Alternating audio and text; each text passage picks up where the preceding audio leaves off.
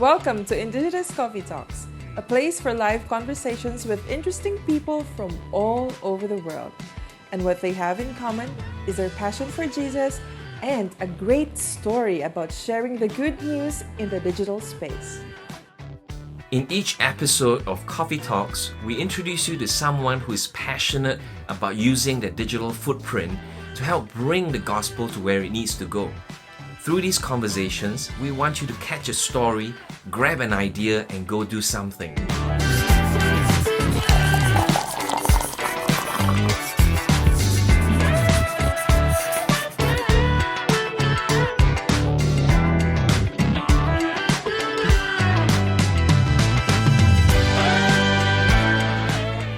Hi everyone, Jonah here, and welcome to a special Indigenous Coffee Talks coming to you from Istanbul, Turkey. Alright, today's episode is all about collaboration for the kingdom.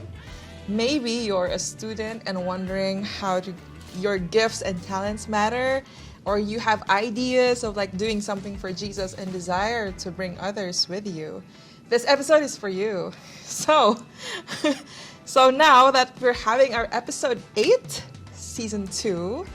I would like to jump in this episode. I'm so excited because we have Andrew, who has been instrumental in leading and pioneering a few cohorts with Indigenous Serve, a program that is engaging university students to do something for Jesus. So without further ado, let's welcome him over here. We can let him share more about what he does and what this ministry does. And yeah, hello, Andrew. Welcome to Indigenous Coffee Talks. Thank you, Jonah. Glad to be here. That's great. So it's kind of a great time to have these conversations with you, and I'm just so excited to jump into it further. So tell us about you and how you got started with Indigenous. Yeah. So my name is Andrew. Glad to be here, everybody. I help lead Indigenous in the U.S. And a little bit about myself. I grew up in Los Angeles and actually had a chance to serve in East Asia for about 5 years doing corporate finance, process improvement, and some other consulting. Since coming back from the U.S., from China into the U.S., we've been exploring how to engage young adults to serve beyond the 4 church walls. Wow, there's a lot of experience right there. So how did you get to be involved with Indigenous Serve? Where does that fit in those experiences? Yes. Like many people, my Indigenous journey started with Simon and Russ. I first got connected to Simon, and then he invited me to continue to meet with some young adults, and these were collegiate students running the hackathon. Yeah, wow, that's great. So from the hackathon, you got into conversations with these students who wanted to involve more, right? Yeah, there were these 2 students, Phoenix and Jimin, and after the hackathon, they just felt like it wasn't fair that they got to co for the kingdom for a weekend and their friends didn't get to continue the journey. And they said, what if we can create an opportunity, a platform where other students and young adults can continue to co for the kingdom beyond the hackathon weekend? Wow, that's great. So what did you see God do through the lives of these young men? Yeah, I think these 2 young adults, their posture towards collaborating and working was just said, what if we can invite a group of young adults to come alongside us and continue to brainstorm, ideate, and maybe even figure out how to crowdsource some of their abilities and affinities towards global missions. And so we started praying and dreaming together, and we launched our first cohort in January 2021. Can you tell us more about what they did, what happened during that first cohort? Sure. So we literally just asked a bunch of other young adults from different universities, from Biola, from Caltech, from Christian universities, and we said, what would it look like if a group of young adults used the skills that they learned Monday through Friday outside the 4 church walls and worked with a local ministry? And so the ministry that we picked was Joshua Project. And Joshua Project is a great missions information database for people groups. And we thought it was critical for us to help the younger people see that there's a need for missions information. Wow. And then what happened in that partnership?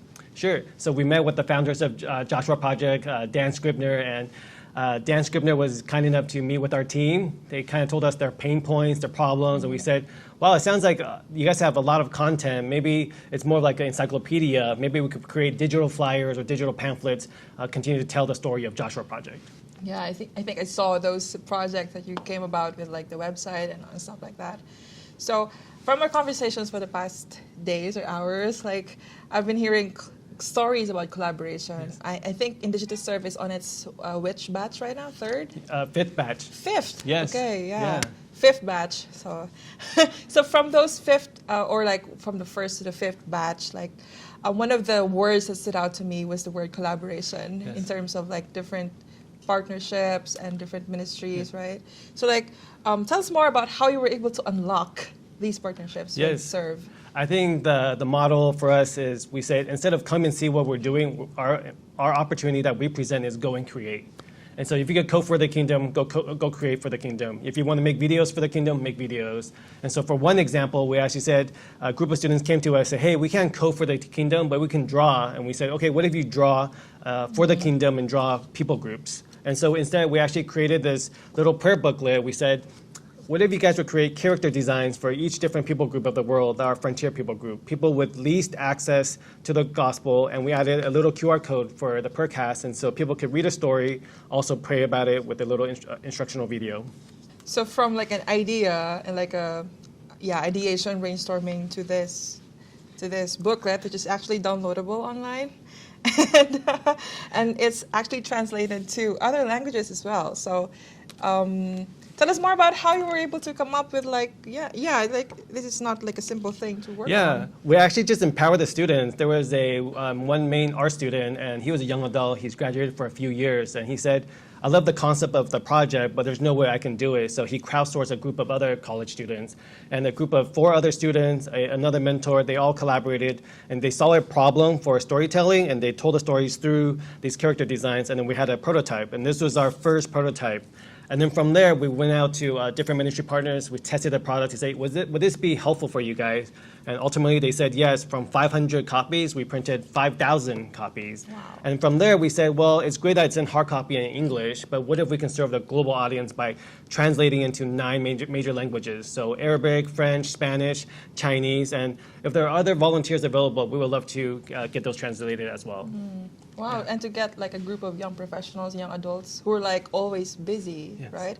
So how were you able to get those yeses coming? Yeah, I think one interesting story is that we identified their affinities. They love to draw, and they have a heart for missions, and so their affinities, their abilities, and so we said maybe they just don't have an opportunity. If you think about the church, the ask would be lead Bible study, or join the worship team, or be a presider, be a greeter, or help with the nursery.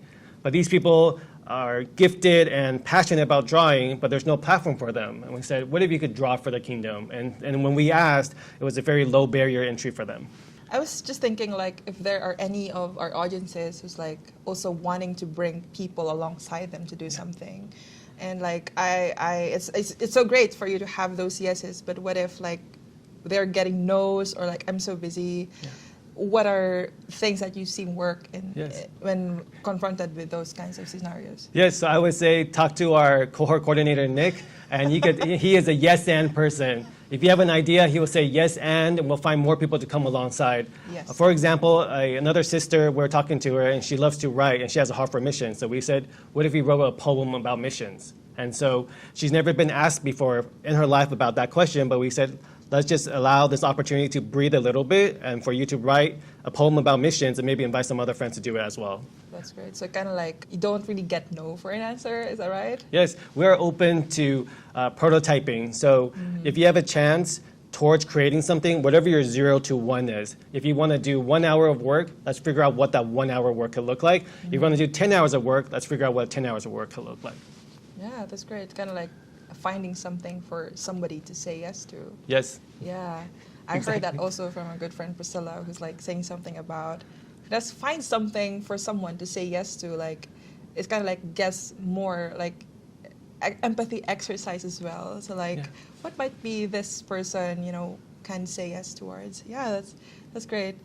So if like, as we get close this episode, what's one thing you'd like to inspire our listeners with as you work with collaboration and with these projects? Yeah. I would say, why not? Ask yourself this question, why not? Think about all the abilities that God has entrusted you with, and as you're stewarding these time and talents, there's a global audience out there that needs your abilities, that needs your time, and why not give 1 hour towards global missions, towards mobilization, towards storytelling? Why not work with a group of other young adults that have created from a problem to a prototype or videos or other stories? And so why not come alongside to try it out? Who knows, you might actually enjoy the process and create a pretty cool product out of it. Never really know what happens if you don't try it. Yeah, I like that. So guys, if you want to know more about Indigitus Serve, you can send an email to idserve@indigitus.org. So right there below in this video. And thank you so much for joining us. Just want to tell you that in Indigitus, we care about what you want to do to help bring the gospel to where it's not yet in. So yeah, tag us and go do your thing. Thank you so much, Andrew, for joining us for this. Appreciate it. Coffee Looking forward to Talks. hearing from you guys. All right, stay healthy. God bless. Bye. Thanks for joining us. You can find more Coffee Talks wherever you get your podcasts. If you like this content, follow Indigitus on Instagram, Facebook, LinkedIn, YouTube, Twitter, and TikTok. We'll see you there.